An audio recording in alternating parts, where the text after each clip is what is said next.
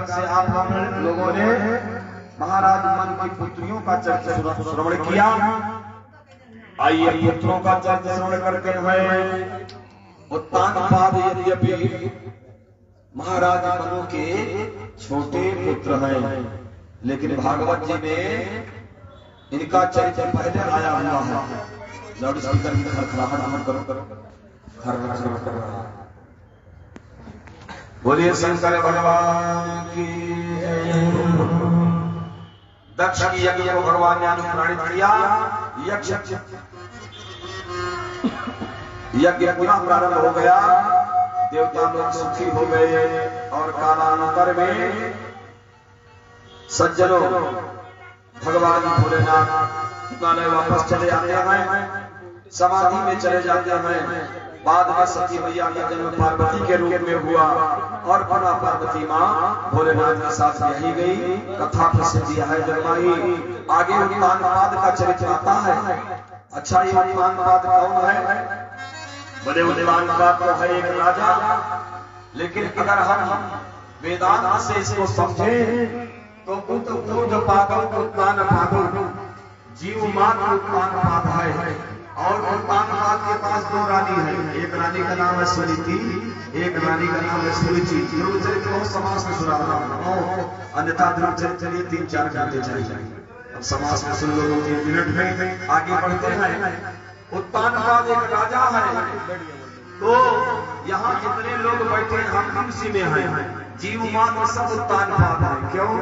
क्योंकि जब जन्म होता है तो जीव जो बालक होता है, शिशु प्लास्टिक चिल्ली के अंदर बंधा रहता है और उसका पैर ऊपर होता है, सर नीचे होता है। इसी तरह होता है। क्यों भाई? आप लोगों ने बदल में देखा होगा बच्चों को। जीव मात्र उत्तानपाद है। सबके पास दो रानियां हैं, सुनीति और सुरुचि। अब कुछ लोग सोच रहे हैं कि नहीं महाराज, हमने पूरे जीवन एक नारी बन किया, दूसरी रानी कहां से आ गई मेरे पास? कहां से आ गई? तो भागवत की भाषा ये समाधि की भाषा है। इसको सीधा मत समझो, गहराई में जाना पड़ेगा। सुनीति और सुरुचि क्या है? सुनीति का मतलब हुआ सुष्ठु नीति सुनीति। वेद रीति जो बुद्धि है, जो धर्मशास्त्र पर चलने वाली बुद्धि है, उस बुद्धि का नाम है सुनीति।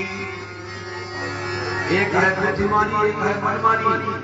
जो बुद्धिमानी पर चलते हैं वो सुनीति वाले हैं, और जो मनमानी करते हैं वो सुरुचि वाले हैं। अच्छा, पहचान कैसे होगी? परमात्मा ने आपको बड़ी सुंदर पत्नी दिया, आप अपनी पत्नी को दरकिनार करके दूसरी पराई स्त्रियों के चक्कर में पड़ते हैं। इसी को कहा जाता है सुरुचि।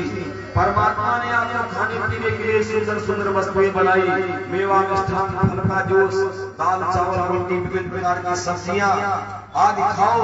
इनका परित्याग करके तुम अंडा भंडा और पशुओं की मांस खाते हो और बताते हो बड़े श्रेष्ठ। जीव हिंसा करते हो, जीव खा रहे हो। ये तुम्हारी श्रेष्ठता नहीं है, ये सुरुचि वाली बुद्धि है।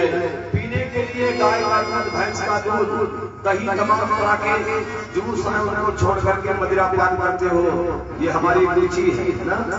तो सुनीति और सुरुचि गोस्वामी जी लिख रहे हैं कि सुमति कुमति सबके उर रही, भोलेनाथ पुराण निगाय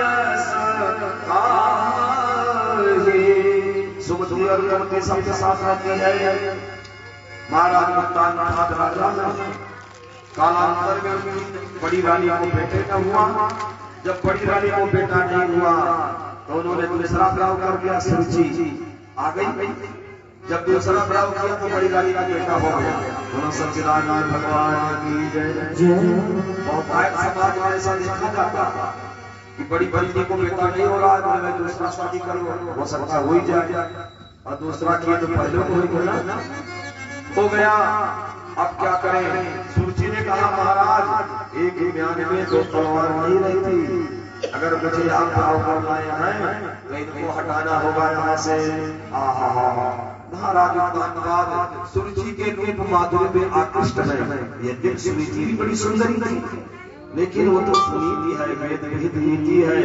उन्होंने मनमानी किया, सुनीति का त्याग कर दिया। सत्यवती शिशु अभी बालक जन्म लिया, ऐसे बालक को लेकर के राजा क्या हो गई, इसी समय निकल जाओ।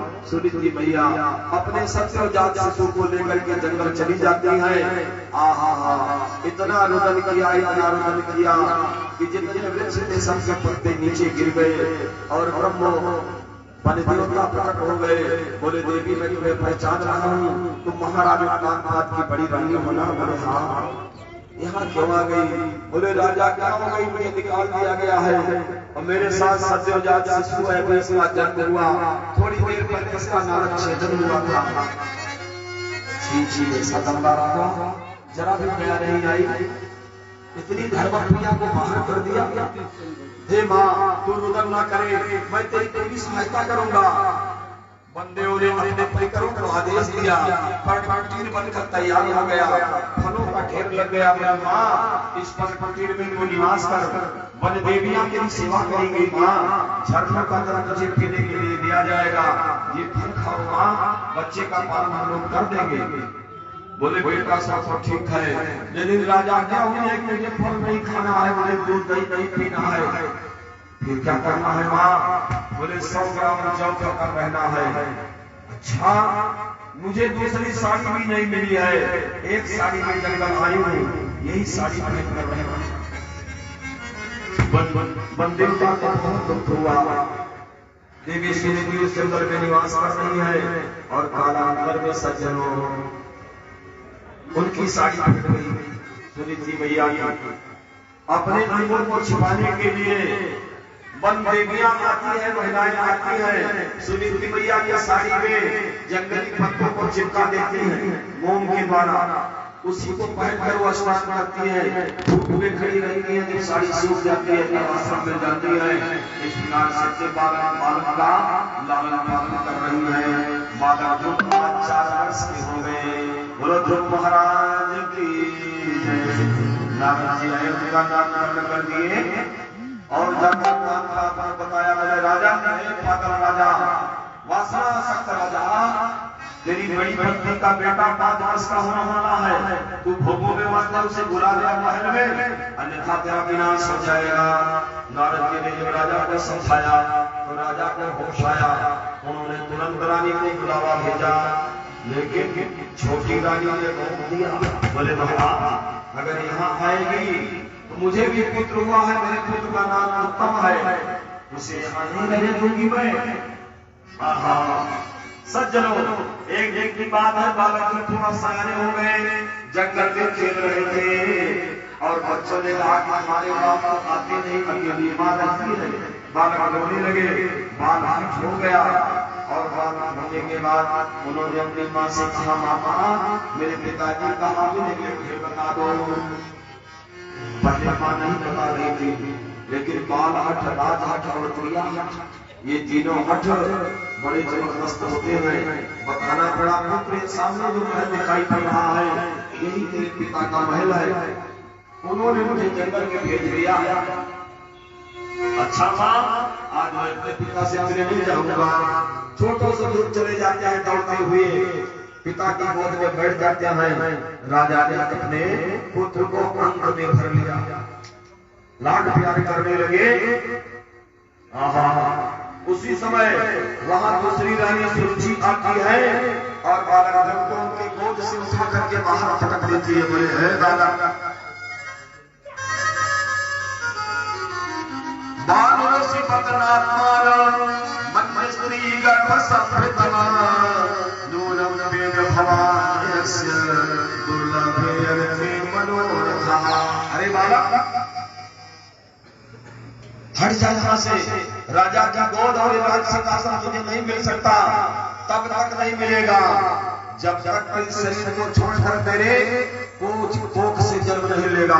चला जाए यहाँ से, पहले जाकर भगवान की तपस्या कर, जब भगवान आ जाए वरदान में मांग लेना कि मेरी शरीर छूट जाए, मेरा दोबारा जन्म सुरुचि माता के पेट से हो, तब ये सिंहासन और राजा तुझे मिलेंगे।